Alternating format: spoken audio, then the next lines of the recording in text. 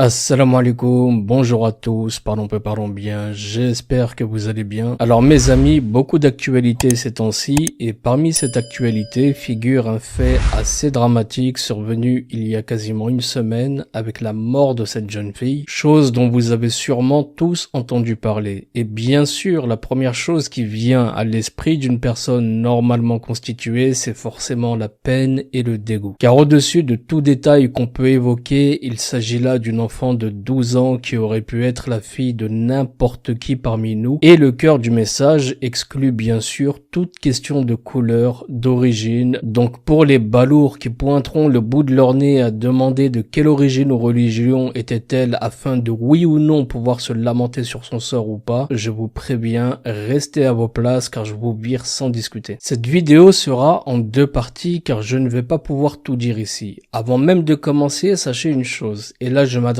aux émotifs qui me diront « Ouais, mais Kamel, c'est bon, elle est plus des nôtres, soyons dignes, ils n'en parlons plus. » Vous, sérieusement, mettez-la en veilleuse. Ce qui fait que ces sujets restent au point mort et se répètent, c'est justement parce qu'une fois les faits commis, on jette ça dans une boîte après une semaine de pleurniche, aucune recherche en profondeur. En gros, circuler, y a rien à voir, et on retourne à la case départ. J'ai fait la même connerie sur l'affaire de Ryan qui, rappelez-vous, était tombé dans un puits, de ne pas aller au-delà de la première vidéo que j'avais faite. J'étais censé en faire une seconde pour mettre le doigt sur des détails assez sordides et passer sous silence hormis sur quelques chaînes arabophones, mais vu l'émotion qui planait à cette période, je me suis dit passons, car je n'avais pas la tête à me farcir tous les idiots naïfs et émotifs. Mais cette fois, je ne vais sûrement pas m'auto-censurer pour des petits pleurnicheurs pleins de phrases toutes faites. En taisant certaines choses, nous laissons le boulevard aux chasseurs de boucs émissaires qui, eux, ne se censurent pas une seconde et ne font que jeter l'opprobre sur les Maghrébins en général, faisant monter la température. Et je dis bien les Maghrébins, oui, et en général. Car dites-moi quel futur candidat au déséquilibre mental tel que ce sera qualifié et qui voudra faire valoir cette fameuse loi du talion fera le distinguo entre un Algérien et un Marocain. C'est donc l'affaire de tous. Cette vidéo va donc se diviser en deux parties. Un petit rappel des faits suivi de ma vision de la chose, puis ensuite nous analyserons le côté récupération des mêmes réacs qui depuis vendredi dernier s'emparent de cette affaire pour des intérêts qui ne vous surprendront pas. Donc, petit rappel des faits. Tout d'abord, sachez que je ne parlerai pas des parents et je vous invite à en faire autant car je ne pense pas que ce soit utile, même si je sais ce que vous direz. Regarde son Facebook, il y a des trucs bizarres. Honnêtement, arrêtez ça les amis et soyez dignes. Donc nous avons une petite fille de 12 ans prénommée Lola, vivant dans le 19e, qui rentre du collège vendredi dernier, accompagnée d'une jeune femme d'après ce que montrent les caméras de surveillance. Cette jeune femme de 24 ans l'accompagnant serait une marginale qui aurait sa sœur résidant dans le même immeuble que la petite fille. Elle la fera monter dans l'appartement de sa sœur, lui fera prendre une douche d'après les déclarations qu'elle aurait faites aux enquêteurs, suite à quoi elle l'aurait attrapé par les cheveux, aurait mis sa tête entre ses cuisses, provoquant d'après ses dires un orgasme, et suite à cela, elle avouera l'avoir bâillonné de scotch sur le visage, ce qui d'ailleurs causera le décès d'après l'autopsie. Ensuite, elle expliquera avoir mis de la musique, avoir bu un café avant de reprendre ses activités sordides. C'est alors que post-mortem, elle lui assénera plusieurs coups de couteau et de ciseaux, s'acharnant sur elle au point de quasiment lui détacher la tête du reste du corps. Elle aurait alors récupéré de son sang dans une bouteille qu'elle affirmera avoir bu, suite à quoi elle aurait enfermé la fillette dans une malle, et à partir de là, plusieurs versions. J'ai vraiment pris le temps de bien toutes les analyser, raison pour laquelle je n'ai pas souhaité faire cette vidéo à la hâte, et la version la plus probable serait qu'elle aurait quitté l'appartement de sa sœur, tirant 2 valises cabine ainsi que le corps de la petite dans une malle. On en vient maintenant aux autres personnes impliquées dans cette affaire. On a d'abord un homme de 29 ans qui se serait vu proposer par la suspecte la vente d'éléments contenus dans la malle, et ce, à proximité directe des lieux où s'est déroulé le crime. Elle aurait ensuite déambulé dans la rue et finira par faire appel à un ami, et cet ami est la deuxième personne impliquée, le fameux Rachid qu'elle appellera et qui ira à sa rencontre dans la fameuse Dacia. Il l'aidera à charger la malle dans son coffre et l'emmènera chez lui à Asnières dans le 92, pensant en même temps passer une bonne soirée avec elle. Sauf qu'arrivé chez lui, il finira par comprendre qu'il y a quelque chose de louche avec le contenu de cette malle. Elle passera en tout 2 heures sur place avant que cet ami ne lui appelle un VTC pour se débarrasser d'elle. Le seul problème, c'est qu'il omettra de la dénoncer à la police et finira donc poursuivi pour recel de cadavre. La suspecte va alors quitter les lieux avec sa malle, va retourner sur les lieux du crime et va déposer la malle dans les parties communes extérieures de l'immeuble. C'est alors qu'entre en scène la troisième personne impliquée, un SDF de 42 ans qui fera la macabre découverte de la malle et de ce qu'elle contient. Il préviendra alors la police et en attendant, la suspecte, elle s'en ira passer la nuit à Bois-Colombes où elle sera interpellée le lendemain matin par la police en compagnie de la dernière personne impliquée, celui qui l'aura hébergée cette nuit. La dernière personne faisant partie des suspects placés en garde à vue est sa sœur de 26 ans. Maintenant, il faut savoir que parmi les 4 personnes placées en garde à vue, 3, dont la sœur, ont été relâchées sans aucune poursuite à leur encontre. Et la 4e, celui qui l'aura aidé à déplacer la malle dans sa Dacia, sera donc poursuivi, comme je vous le disais avant, pour recel de cadavre.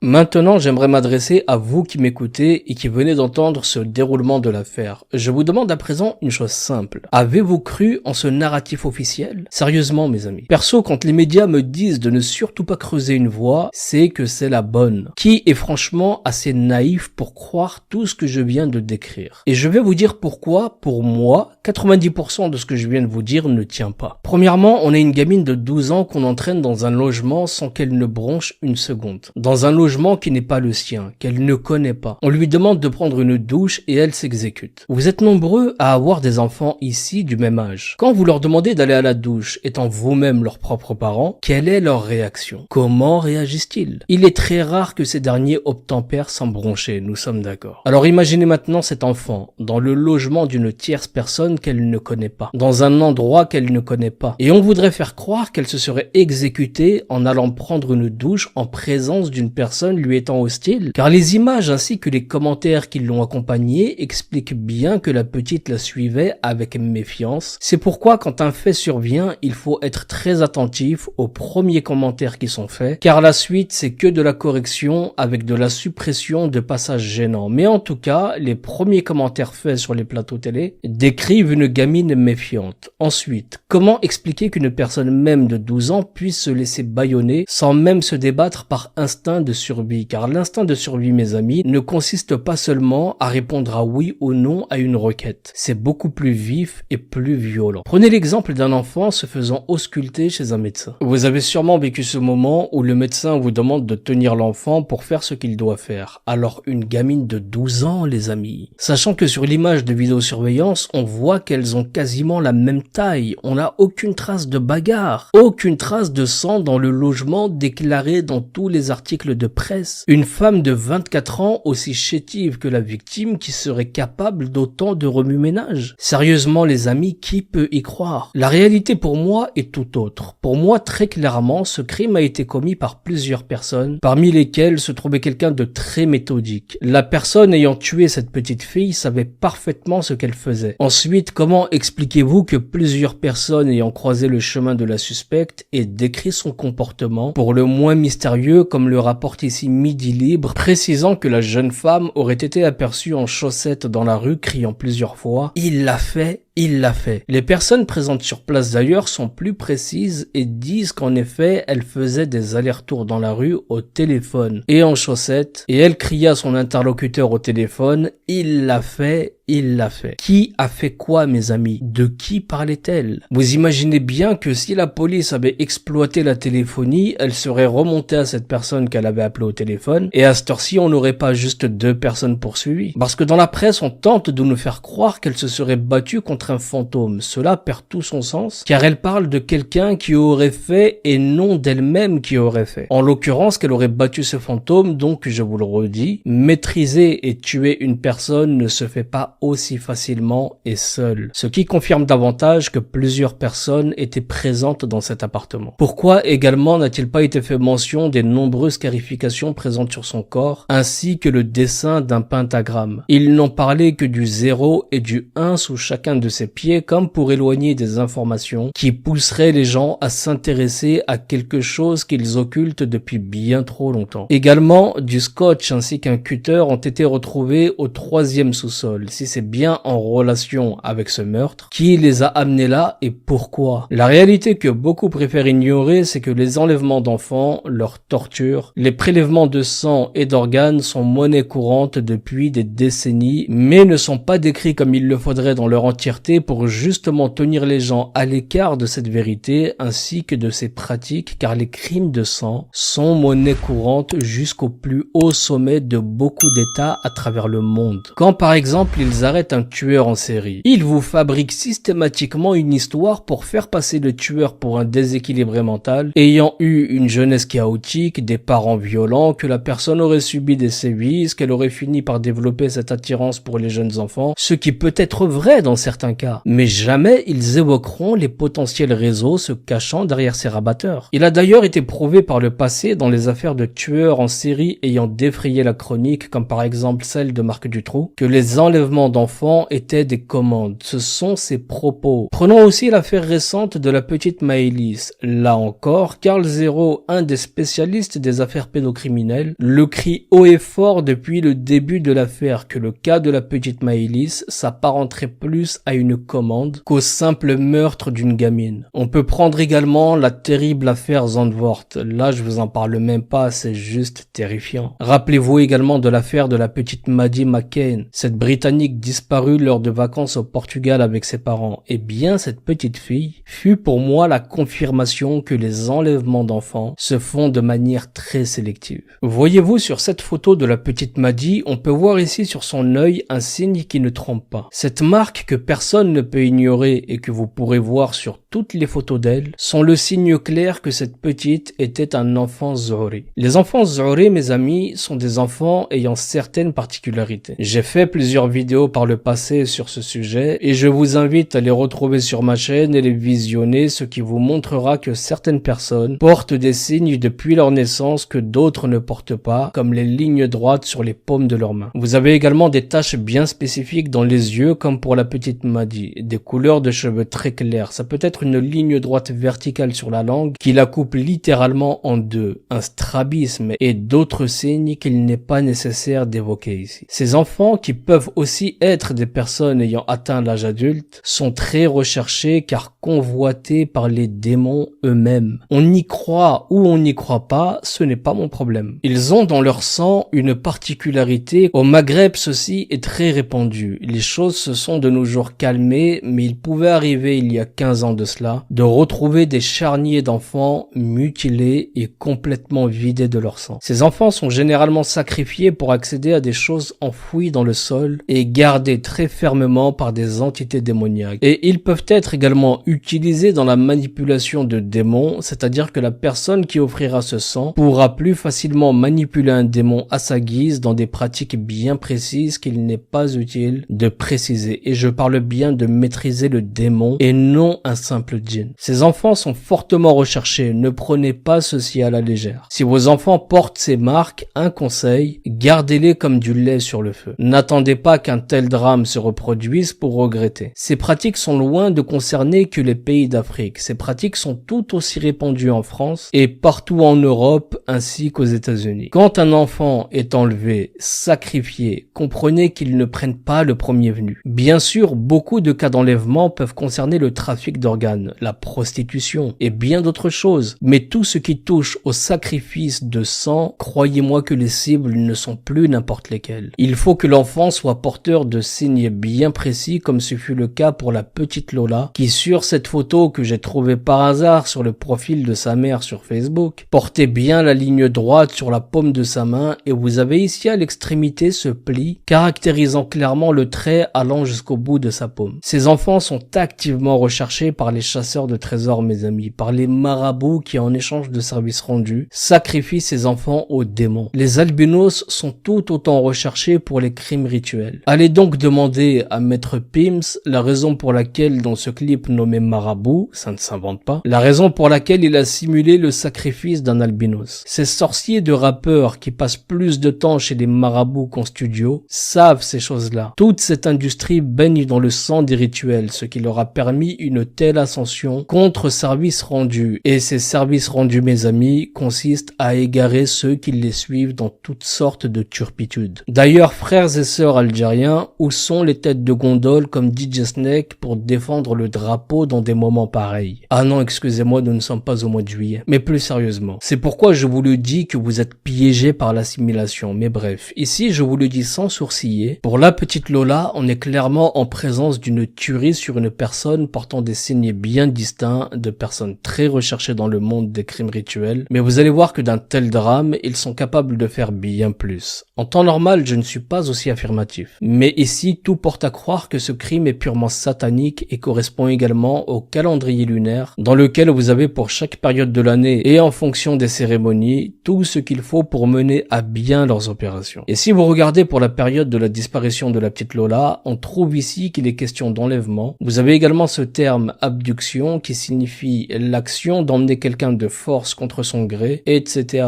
etc. Perso, j'en parle depuis des années maintenant, à travers beaucoup d'autres chaînes qui m'ont été supprimées, mais malheureusement quand j'en parle, beaucoup ne le prennent pas au sérieux. Pourtant, dans nos pays, on a une longueur d'avance sur ces phénomènes pour mieux les comprendre. Donc que les gens n'y croient pas, ok, mais ne faites pas les dévaster quand ce genre de choses arrive. Pour combattre son ennemi, il faut le connaître. Et n'importe qui parmi vous est de potentiels candidats à partir du moment où vous avez des enfants et que ces derniers portent ces signes. Donc l'urgence est déjà de se rappeler qu'un enfant seul dans la rue en 2022 s'appelle de l'inconscience, Zori ou non. En France, c'est une disparition toutes les 10 minutes. En 2021, ce n'est pas moins de 43 870 mineurs qui ont été inscrits au fichier des personnes recherchées et plus d'un tiers ne sont jamais retrouvés. Donc ne laissez jamais vos enfants livrés à eux-mêmes dans la rue, même si pour vous le trajet est court et sûr. Sur 10 minutes peut arriver le drame, surtout qu'Halloween arrive. Date importante pour eux. Donc au final, mes amis, on a la principale suspecte et la personne l'ayant déplacée jusque chez lui à Asnières et qui manifestement ne savait pas ce qu'elle venait de commettre. Ces deux personnes sont poursuivies dans cette affaire. Le noyau dur, lui, ne sera jamais mis au grand jour, tout comme on a toujours mis sous le tapis le genre d'affaires comme les sous-sols de la Défense, qui était clairement une scène d'horreur. Du sang partout, des salles de torture dans lesquelles les murs étaient drapés d'inscriptions plus que claires, mais personne n'en parle bizarrement. Je vous laisse regarder la vidéo des jeunes ayant découvert cet endroit. Écoutez. Ça, y avait pas Meka, Lumio. S'il te plaît, bouge. Non, mais ça me fait peur, Yacine. Regarde le cercle là.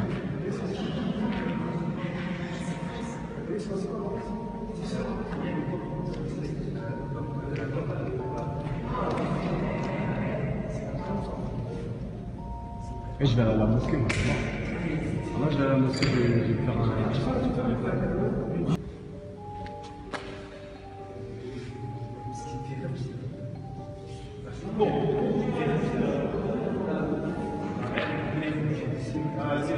Non mais moi je bouge moi.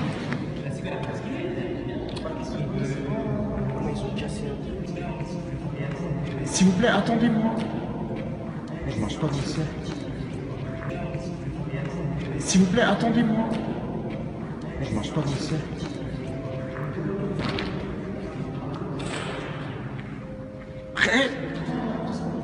C'était écrit ça? C'était écrit ça avant? C'est en français? C'était pas écrit ça avant.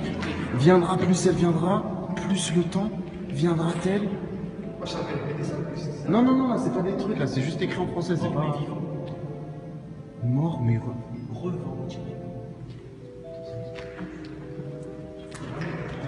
Eh, c'est mort, je suis un peu ici, là. Mais oui, c'est enfermé, là.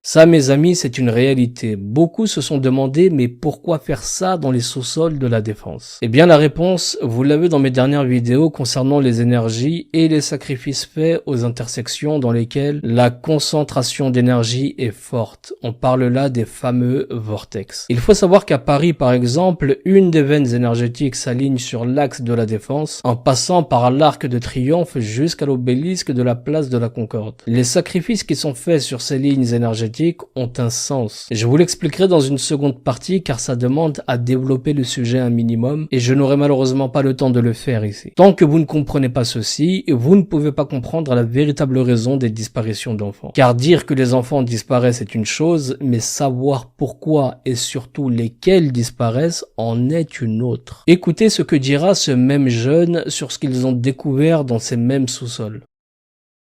Donc avec mes potes on sort et là on se dit waouh c'était chaud etc, c'est thug, qu'est-ce qui se passe, on se dit les gars venez on rentre et tout, il est tard, il était 1h du matin, on était rentré à je sais pas à 21h dans le truc, on était entre le 3 et le 5 janvier, c'était une semaine après qu'on a commencé à, une dizaine de jours après qu'on a commencé à rentrer dans ces sous-sols, et là on se dit vas-y les gars on sort, il y a encore plein de trucs, parce qu'en fait le cauchemar, donc la grande salle en fait où clairement ça semblait être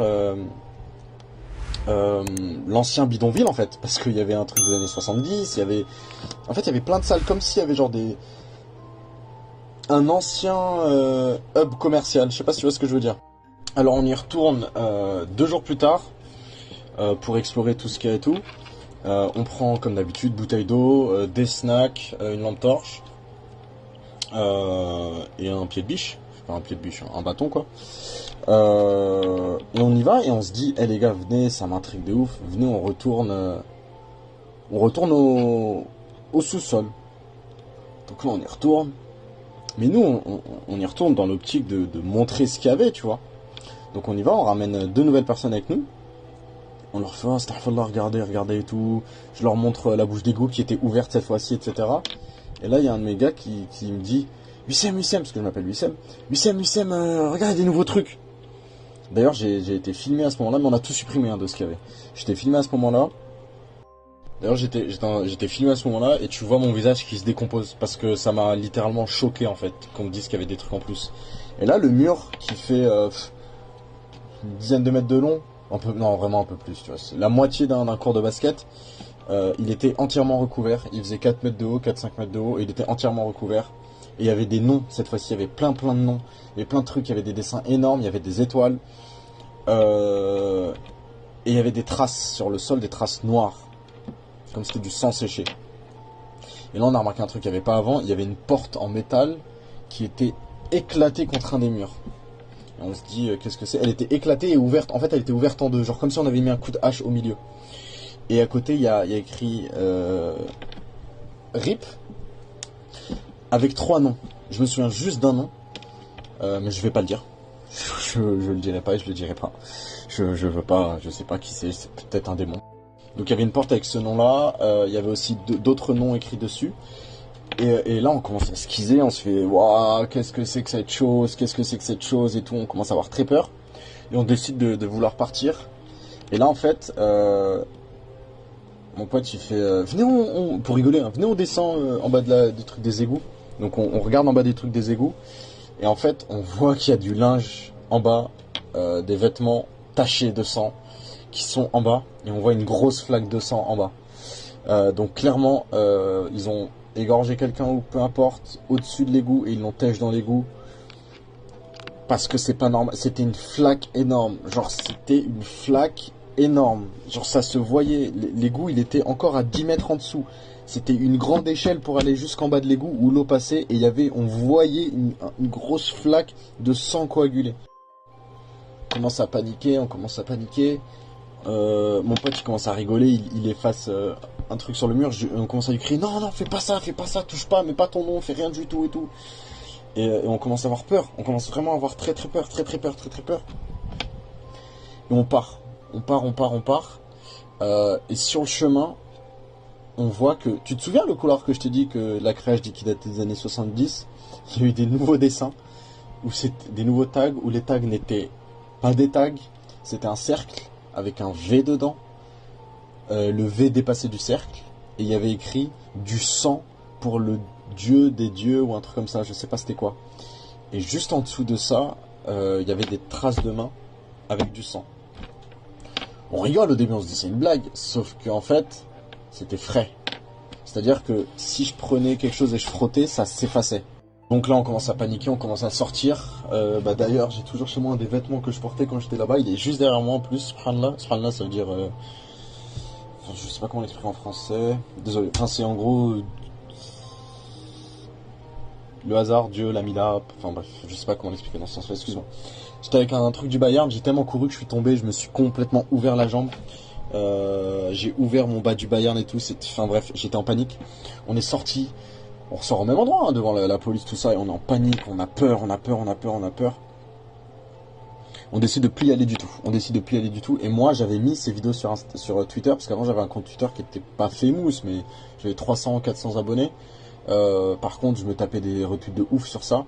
Et un jour, il y a un mec qui vient me parler.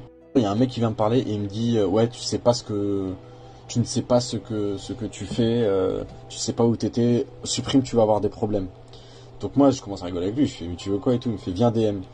Donc je vais en DM, et là, il me parle, c'est un mec de Lyon, il me dit, supprime avant qu'il voit ça et tout, je viens de voir ton Twitter sur un forum satanique et tout, supprime et tout avant qu'il te trouve. Je fais, comment ça? Il m'envoie le lien d'une page satanique. Ah, double M, je suis parti sur un forum satanique où ça partageait des gosses et tout, enfin des gosses aux yeux noirs, enfin bref. Donc je vois, il y a mon Twitter. Je fais wow, c'est quoi ça? Je regarde et en fait les mecs ils parlaient, ils disaient regardez, un initié a trouvé une salle et tout, où est-ce que c'est, je rêve d'y aller, etc. Et moi j'étais en mode, mais ouais, qu'est-ce qui se passe, c'est quoi cette blague? Et je te le jure, wallah, tout ce que je te dis c'est vrai, au nom de Dieu, tout ce que je te dis que c'est vrai. Du coup le mec je lui parle, il me dit qu'il croit en aucune religion, du coup il est devenu satanique, enfin il s'intéresse au satanisme et tout, mais il était très gentil le mec quand il me le disait. Il s'intéresse au satanisme, il avait que 16 ans, paix à son âme. Qui s'intéressait à ça, tout ça, donc il m'explique certains signes, je lui explique ça c'est quoi, il me dit, alors ça c'est les astres, ça ils ont fait ça genre d'une pleine lune, ça nanani nanana, et après il me dit un truc qui m'a fait froid dans le dos, il m'a dit le petit panier que t'as vu, ça veut dire qu'ils ont sacrifié un enfant. Je lui fais quoi? Il me dit si, ils ont sacrifié un enfant, les petits paniers c'est pour mettre des petits os. Est-ce que t'as trouvé des poubelles à côté? J'ai fait oui, il y avait 2 poubelles, une pour des papiers et une où il y avait rien dedans. Il me dit ça c'est les os ils les ont brûlés et ils ont dû s'en débarrasser. Je dis mais c'est pas possible et tout. Il me fait si c'est très possible.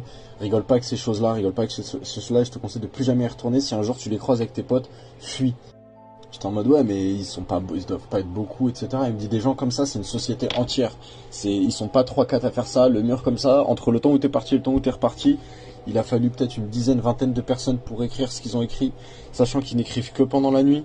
Donc toi t'as eu de la chance d'être parti un jour où ils sont pas partis, t'as de la chance d'être parti après leur sacrifice, sinon ils auraient pu te le faire et je suis en train de péter un câble. Et il me le dit très sérieusement ça, il me le dit de manière très froide, ils auraient pu se servir de vous et tout, au moins vous faire peur. Donc voilà, je ne sais pas quoi vous dire de plus, si ce n'est que la vie de ces enfants est sacrée pour un nombre certain de détraqués. Les enfants sont la cible de réseaux très structurés qui jouissent d'une impunité sans nom. Je prendrai le très simple et très connu cas de Jacques Lang et l'affaire du Coral par exemple. Pour ça, je vous laisse écouter celui qui le dénonçait il y a bien des années. Parce qu'il y a encore 10 ans, il existait une morale. Personne n'exigeait que personne ne respecte exactement cette morale. Mais la morale existant, le tordu ou le pourri qui sortait vraiment de cette morale savait qu'il faisait quelque chose qui n'était pas très droit et qui n'était pas très juste. Comme tout est parti à volo, on en arrive aujourd'hui à ce qu'on prostitue des gamines de 3, 4, 5, 6 ans. Une gamine est morte d'overdose dans un bar en Belgique. C'était la fille d'une prostituée qui l'avait confiée au patron du bar, et le patron du bar la faisait monter. Elle montait avec des clients, et comme la gamine hurlait trop, eh bien, il la bourrait de drogue. Eh bien, si nous étions au pouvoir, je peux vous dire que le soir même, on descendrait dans ce bistrot et que les patrons et les clients seraient pendus devant la porte, parce que c'est comme ça qu'il faudra que les choses se passent si on veut que notre patrie et le monde occidental survivent à la vague de merde qui est en train de se déclencher.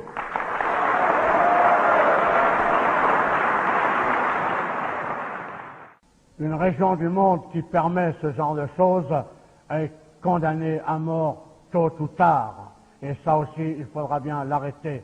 Et ne croyez pas que je sois axé principalement là-dessus, mais je trouve que c'est une des choses les plus dégueulasses. Monsieur Jack Lang, qui prétendait être candidat à la présidence de la République, que l'on m'arrête à la sortie, si ce que je dis n'est pas vrai, a été compromis dans l'affaire des lieux de vie et dans un lieu de vie tenu par des socialistes qui s'appelait le Choral. Et là, des gamins étaient prostitués à des gens comme Jacques Lang, et un gosse a été trouvé mort, sodomisé, la tête dans un seau de merde, que l'on m'arrête à la sortie si ça n'est pas vrai. Alors je veux bien que demain, on se batte dans une armée pour défendre l'Europe. Je veux bien demain tout ce qu'on veut. Je veux bien, même devant vous à 70 berges, être devant, donner l'exemple et tomber. Mais l'Europe, je m'en tape tant que mon pays est pourri. Et ce que je veux sauver dans un premier lieu, c'est mon pays, c'est ma patrie. Et je veux que tous les Jack Lang de France et d'ailleurs soient pendus haut et court et aient des comptes à rendre. Et c'est uniquement par notre tenue, par notre allant, par notre morale, par notre certitude dans la victoire que nous exigerons que ces gens-là payent parce qu'ils doivent payer. Voilà le message que je voulais vous passer. Voilà mes amis, Roger Olindre, qui était un proche de Jean-Marie Le Pen, qui n'est plus de ce monde et qui a eu ce courage qu'on peut lui reconnaître de mettre à jour cette sombre affaire du Choral qui était ce qu'on appelait un lieu de vie éducatif datant des années 60 et qui se situait dans le Gard à 30 km de Nîmes. Dans ce lieu de vie étaient suivis des enfants de la DAS, des enfants en grande partie handicapés, des autistes, des enfants souffrant d'un retard mental ainsi que ce qu'ils appelaient déjà à l'époque des cas sociaux prédélinquants. C'est en 82 que des enfants vont réussir à se sauver et seront recueillis chez une voisine et vont parler de pratiques pédophiles et le reste appartient à l'histoire. Donc encore une fois, pourquoi une telle indignité telle que ce que nous pouvons lire sur les réseaux sociaux, toute cette fachosphère appelant à la ratonnade d'Algériens ou encore le parti Reconquête d'Éric Zemmour qui surfe sur le meurtre de cet enfant au point de donner les noms de personnes qui pour plus des 3/4 sont mises hors de cause dans cette affaire. Pire encore, Maître Zemmour ira jusqu'à acheter des noms de domaine, lancera une pétition pour siphonner des mails et mettra en place un hashtag associé au nom des domaines achetés la veille. C'est ce qu'on appelle du digital marketing mortifère pour susciter de l'engagement en surfant sur un drame, pour se créer une base de données, de la pure récupération, du pur calcul politique, en gros un fait divers pour un fait politique et du buzz sur les réseaux sociaux à brandir ce terme de francocide pour imposer et matraquer une rhétorique nauséabonde. Vous savez, ce genre de drames ne sont jamais médiatisés gratuitement mes amis. Pourquoi les médias donnent autant de détails sordides? Ça ne leur ressemble absolument pas. Pourquoi n'ont-ils pas précisé qu'après les attentats de Nice par exemple, une grande partie des victimes se sont vues prélever tous leurs organes? Pourquoi être autant sélectif? C'est tout simplement ce qu'on appelle des psyops mes amis, c'est-à-dire des opérations de manipulation psychologique de haut vol sur la masse menées par des services. Ils cherchent par l'émotionnel à causer un trouble sectaire. L'affect est le talon d'Achille de la masse et ils le savent. Cette suspecte dans l'affaire était bien sur place, mais pas seule. Ensuite, par son profil psychologique, on comprend facilement qu'il y a une forte manipulation derrière. Quelqu'un qui a tiré les ficelles. Une telle opération nécessite de la main-d'œuvre ainsi qu'une figure de proue qu'on jettera en pâture. Ces opérations sont ce qu'on appelle des crimes sous dissociation mentale et font partie d'un programme connu que vous connaissez et s'alignent parfaitement dans la stratégie du choc. Sa sœur a témoigné en disant que son comportement changeait, qu'elle se levait la nuit et parlait seule. Son copain a aussi témoigné en ce sens et je vous laisse écouter. La dernière fois que je l'ai vue, c'était il y avait 10 jours. C'est vrai qu'elle avait un peu perdu les boules par rapport à sa mère et à son père. Perdu les boules dans le sens où elle marchait un peu, elle parlait toute seule. Genre elle parlait entre ses lèvres et moi je lui disais t'as dit quoi? Rien, c'est entre moi et moi. Genre elle ne voulait pas me dire. Elle parlait toute seule un peu, elle avait un peu. Moi je me suis dit c'est juste par rapport au choc de sa soeur parce que sa soeur est aussi à l'hôpital et tout. Donc je me suis dit c'est par rapport à ça. Vous disiez qu'elle a peut-être eu des visions. Ouais, elle m'a dit que, mais genre dans son rêve, elle m'a dit dans mon rêve je vois beaucoup ma mère, je sais pas qu'est-ce qu'elle me dit. Genre elle lui donne le truc, genre elle voit sa daronne, sa mère dans le rêve, mais ce qu'elle lui dit, je sais pas, elle m'a dit, elle me parle en charabia. Okay. Genre je comprends pas, genre je vois ma mère mais elle me parle, mais elle comprend pas ce qu'elle lui dit. Okay. La dernière fois que je l'ai vue, elle m'a dit, c'est bon, genre elle était un peu, elle déraillait par rapport à la religion, elle me disait, c'est bon, je vais aller faire la croix, je vais être une chrétienne, je vais aller à l'église. Elle m'a dit, je suis parti à l'église, j'ai fait la croix et tout et tout. J'ai dit, mais pourquoi? Elle m'a dit, parce que c'est bon, j'en ai marre, je sais plus où je suis, ma mère est morte, mon père est mort. Je suis totalement perdu. Elle a commencé à rentrer dans l'évangélisme ou dans le truc, parce que je l'ai vu faire un petit... avec le stylo, un petit, comment dit-elle, un triangle. Un triangle. Un triangle avec un œil. Elle est très charmante, elle est très belle, elle est très mignonne, elle est très aimable, elle est très... En plus, j'ai pas connu juste comme ça, elle est sortie avec moi, genre même en dehors, elle est venue avec moi à Marseille, elle est venue avec moi à Cannes, on a fait la Côte d'Azur ensemble, je sais pas quoi dire. En attendant, quand j'ai su que c'était elle, je suis tombé en 1000 morceaux, j'étais complètement choqué. Donc, elle n'était pas en mesure, selon moi, de mener à bien une telle opération dans le sens où il faut des personnes lucides, froides, méthodiques. De même, où est passée la bouteille de sang qui a été mentionnée, car ce sang a bien été récupéré. Les psyops, mes amis, sont redoutables et sont utilisés depuis longtemps à travers les nombreux attentats terroristes qu'a pu connaître la France, par exemple. Je ne suis pas dans le déni, mais je vous invite à bien analyser les profils des personnes impliquées à chaque fois pour le comprendre. Dans 80% des cas, ils sont tués et les autres jetés aux oubliettes dans un isolement total pour ne pas risquer qu'ils reprennent leurs esprits et se mettent à parler. Ces opérations apparaissent quand plus rien ne fonctionne et que l'État se retrouve dans l'impasse sur bien des sujets. Ils détournent et exacerbent la colère, créent la division, font monter les tensions, ils vont créer une diversion pour masquer autre chose. Regardez juste, on commence par 4 Algériens et on finit par une étrangère sans papier. Et je précise que ces faits récurrents sont bien là, on est d'accord là-dessus. Mais pourquoi l'État laisse entrer en masse des migrants de 15 à 35 ans qui zonent dans les rues, rackettent les gens, tuent? Si ce n'est pas pour mettre en avant, comme l'a fait BFM, les bienfaits de la vidéosurveillance lors de cette enquête, à quoi cela pourrait servir? Qui refusera d'être suivi du matin au soir après de tels événements? Il y a certes beaucoup de problèmes avec la communauté maghrébine en France, beaucoup de tares criminogènes. Ça, on ne peut pas le nier, mais pourquoi personne n'a fait autant de bruit lorsqu'une femme musulmane se fait larder de coups de couteau à Nantes? Elle a pourtant été traquée par une personne qui, selon les médias mainstream, voulait l'attraper par les cheveux, mais qui, en réalité, lui a arraché son voile selon plusieurs témoignages et selon les médias locaux. Donc on a là un crime islamophobe complètement occulté par les grandes chaînes d'infos continues. Pas la même valeur peut-être. Elle laisse quand même 4 enfants derrière elle, on en parle ou pas? Pas intéressant. On parle des manifs d'octobre 61, de ceux qui se sont retrouvés noyés dans la Seine. Donc voyez-vous l'indignation, on peut en parler aussi. Ici, Zemmour par exemple se moque complètement de la mort de cet enfant. Si vous jetez un œil au petit détective, vous verrez que ceci touche tout le monde et que les criminels sont bien trop souvent blancs. J'ai horreur de ce genre de comparatif morbide, mais il est bon de temps en temps de réveiller les amnésiques. Et je vais d'ailleurs vous épargner la longue liste des tueurs en série, violeurs, assassins d'enfants, car vous verriez qu'une fois de plus, la grande majorité sont le pur produit du pays même où se déroulent les faits. Vous avez également dû voir ce reportage ces derniers jours sur le scandale de l'ASE.